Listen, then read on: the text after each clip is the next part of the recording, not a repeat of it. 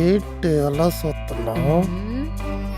రాజకుమారి అని పేరెట్టుకుని ప్రిన్సెస్ లక్షణాలు ఒక్కటి లేవు. తీరిగ్గా లేసింది.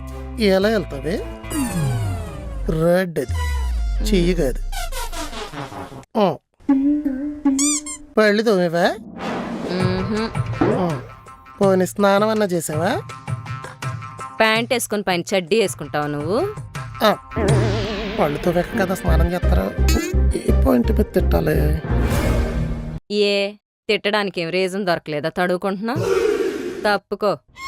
తప్పుకోకపోతే తోవల్లాగెత్తవా? అవి పాత రోజులు. మరి ఈ రోజుల్లో అయితే ఏం చేస్తావేంటి? అరుత్తావు. కరుతావా? అవసరం లేదు.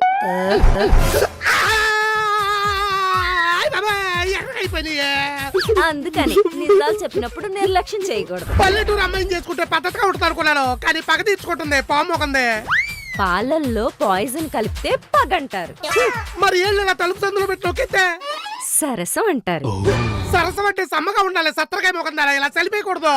పల్లెటూరు కదా, కొంచెం మోటుగా ఉంటది, కానీ చానాళ్ళు గుర్తుంటది. నేను గాని గట్టిగా గుర్తు పెట్టుకున్నానంటే యుద్ధం ఇంకో రేంజ్ లో ఉంటది. ఒకసారి మొహం అద్దంలో చూసుకో, యుద్ధాలు గుర్తురావు. వెళ్ళండి, వెళ్ళి ఏళ్లకు ప్లాస్టర్లు వేసుకోండి. నేను వచ్చి పెసరట్లు. నేను ఎందుకు వెళ్తాను? డబుల్ స్ట్రోక్ తగిలింది. ఇవాళ రివెంజ్ తీర్చుకోకపోతే రేత్రికి నిద్ర అట్టదు.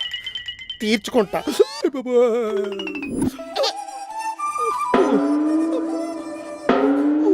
ఏం బచ్చిరాగా ఎళ్ళకి గోరెంటాకు పెట్టుకున్నావు?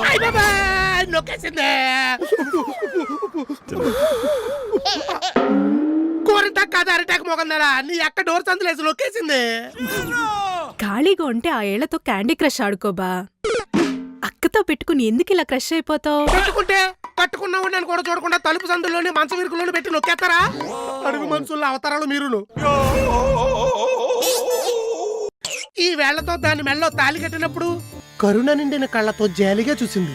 ఇప్పుడు జాగిలలా ఇంత పళ్ళేసుకుని మీదడిపోతుంది. గేలానికి చేప తగిలే వరకేబా గట్టు మీద గమ్ముని కూర్చుంటారు. తగిలాక పులుసెట్టేసుకోవచ్చు, ఇగురెట్టేసుకోవచ్చు, ఫ్రై చేసేసుకోవచ్చు, బోర్ కొడితే కాల్చుకుని కూడా తినేచ్చు. తండేసినోని డిష్ తోటి పండించి ఓని ఫిష్ తోటి పోలిస్తే వచ్చే జన్మలో పాత్రలతో పీచుల్లా పడతారే నాచుమహాలరా.